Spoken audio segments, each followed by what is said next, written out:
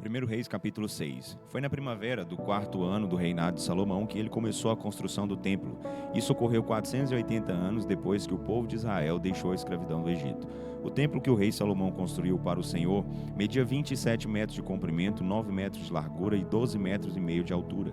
Na frente do templo havia uma entrada especial do santuário, que media 9 metros de largura e avançava 4 metros e meio à frente do templo.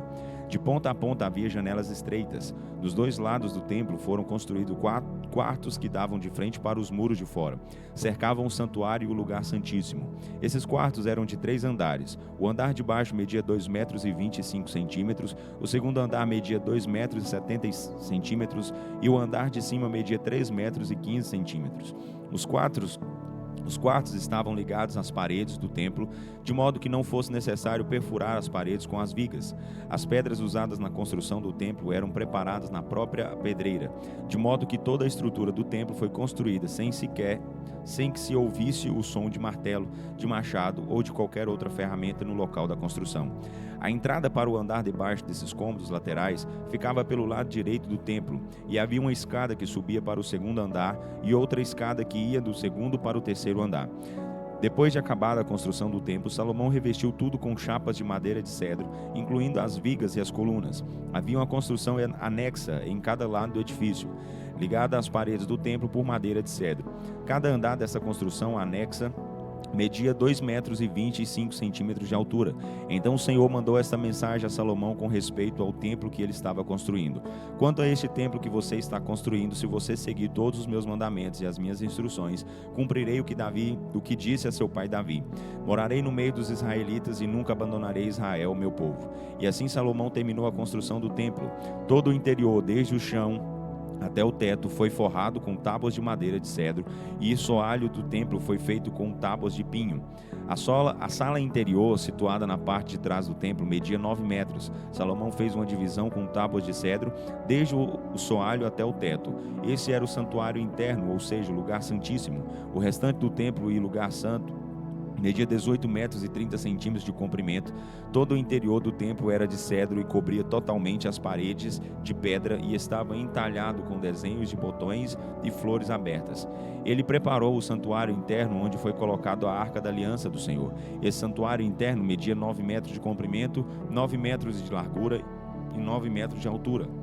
As paredes e o teto desse lugar santo estavam cobertos de ouro puro, e Salomão fez um altar revestido com tábuas de cedro.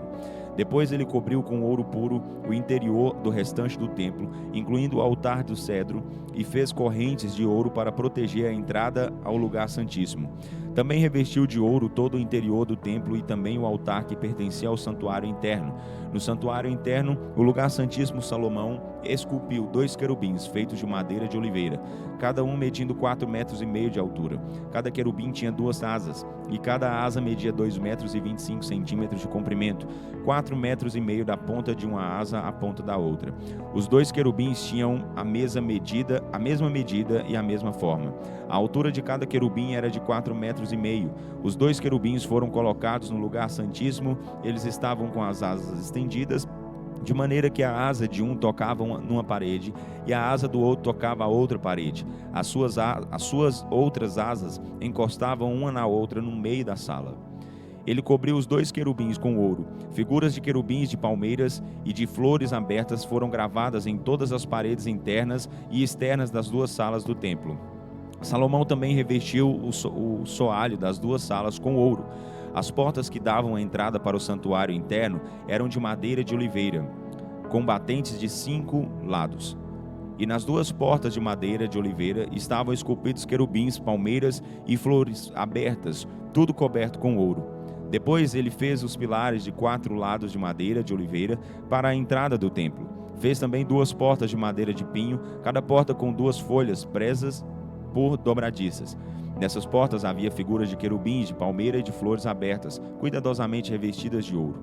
A parede do pátio interno tinha 3 camadas de pedras cortadas e uma camada de vigas de cedro. O alicerce do templo do Senhor foi assentado perto do mês de maio, no 4º ano do reinado de Salomão.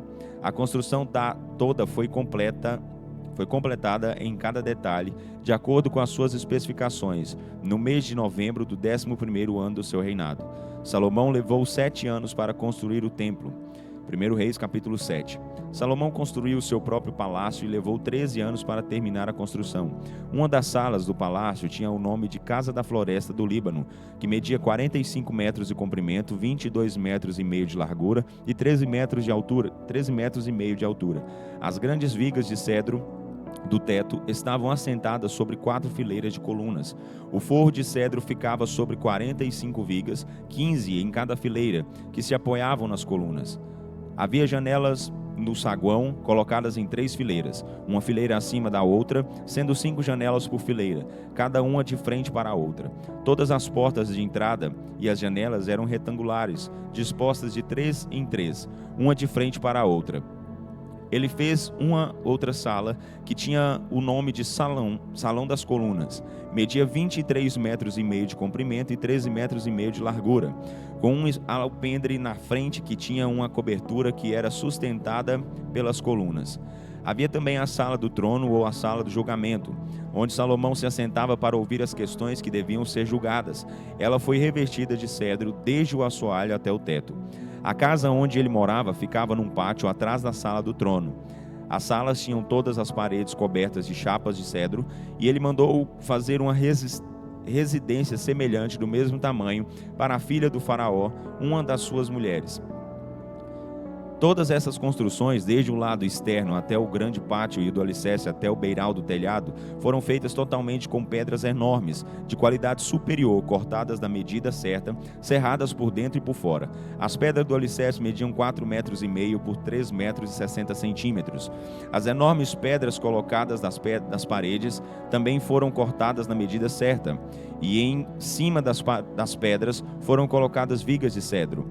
O grande pátio era cercado por um muro de 3 camadas de pedras cortadas, e por cima das pedras uma camada de vigas de cedro, semelhante ao pátio interior do templo do Senhor e ao pórtico do Senhor. Então o rei Salomão mandou chamar um homem por nome Hirão, que morava em Tiro, filho de uma viúva da tribo de Naftali e de um homem de Tiro que trabalhava com bronze. Hirão era um profissional hábil e experiente que trabalhava muito bem em obras de bronze. Por isso, ele veio trabalhar para o rei Salomão. Ele fez 2 colunas de bronze, cada uma com 8 metros e 10 centímetros de altura e 5 metros e 40 centímetros de circunferência. No alto das colunas fez 2 capitéis, em forma de lírios. Esses capitéis eram de bronze derretido e cada um media 2 metros e 25 centímetros de altura e 1 metro e 80 centímetros de largura. Cada um desses capitéis estava decorado com 7 conjuntos de bronze, torcidos em forma de correntes.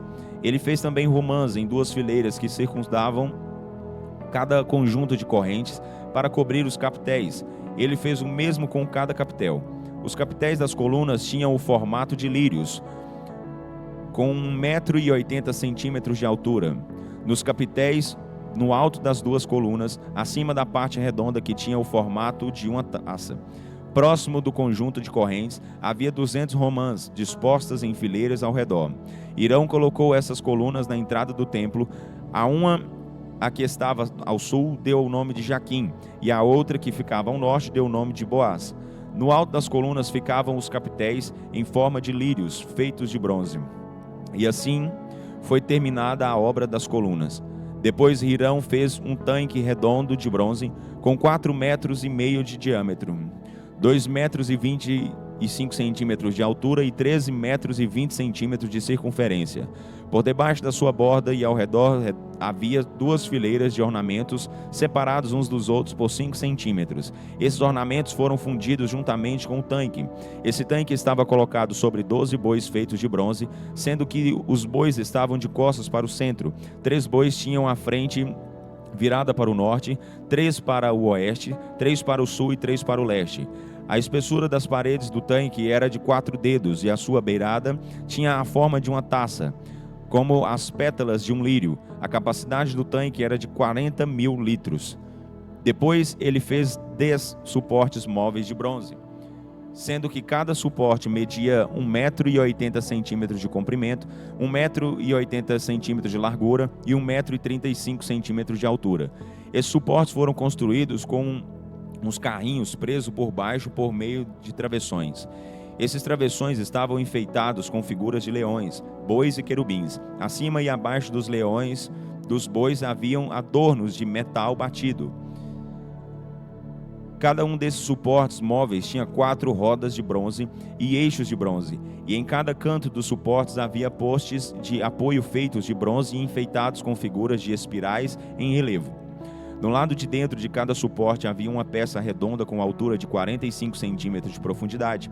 O meio era côncavo, como uma taça, e media 70 centímetros de circunferência, enfeitado com esculturas pelo lado de fora. Seus desenhos de enfeite eram quadrados, não redondos. Os suportes estavam sobre 4 rodas, e estas estavam colocadas nos eixos que tinham sido fundidos como parte dos suportes. Cada roda tinha 70 centímetros de diâmetro e eram parecidos com as rodas dos carros de guerra. Todas as peças dos suportes foram feitas de bronze derretido, incluindo os eixos, os raios nas rodas, os aros e os cubos das rodas. Haviam cabos em cada um dos 4 cantos dos suportes, e esses cabos também foram fundidos com suportes. Uma lâmina circular de 23 centímetros era colocada em volta do topo de cada suporte, atada com apoios. Tudo isso era fundido como se fosse uma só peça. Onde tinha espaço foram colocadas figuras de querubins, leões e palmeiras, gravadas na superfície dos apoios. Essas figuras estavam enfeitadas com desenhos em espiral. Os 10 suportes tinham todos o mesmo tamanho e foram feitos iguais, pois foi usado o mesmo molde para fundir cada um. Depois ele fez 10 pias de bronze que foram colocadas nos suportes. Cada pia media 1,80 m de diâmetro e podia conter 800 litros de água. Ele colocou 5 desses suportes do lado esquerdo da sala e 5 do lado direito. O tanque foi colocado no canto sudeste, ao lado direito da sala. Hirão também fez os caldeirões necessários, as pás e as bacias, e por fim acabou a obra do templo do Senhor que o rei Salomão o havia encarregado de fazer. Esta é a lista das coisas que ele fez: 2 colunas, os capitéis para o topo de cada coluna, 2 conjuntos de correntes que decoravam os capitéis de cada coluna, 400 romãs em 2 fileiras para os 2 conjuntos de correntes, 10 suportes móveis e 10 pias colocadas sobre os suportes, o tanque grande e 12 bois por baixo do tanque, e os caldeirões, as pás e as bacias de aspersão. Todos esses objetos de bronze polido foram feitos por Hirão, a pedido do rei Salomão, e foram fundidos em moldes de barro, nas planícies do rio Jordão, entre Sucote e Zaretã. O peso total dessas peças não era conhecido porque elas eram pesadas demais para se colocar em balanças. Todos os objetos e móveis encomendados por Salomão para o templo do Senhor foram os seguintes: o altar de ouro, a mesa de ouro sobre a qual eram colocados os pães da presença de Deus, os candelabros de ouro puro, 5 do lado direito e 5 do lado esquerdo.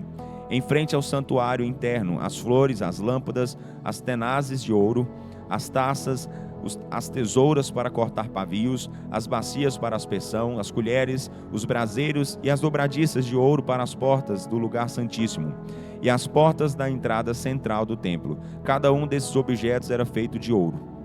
Quando por fim terminou a construção do templo, Salomão trouxe para o tesouro do templo do Senhor a prata, o ouro e todos os vasos dedicados para esse fim pelo seu pai Davi.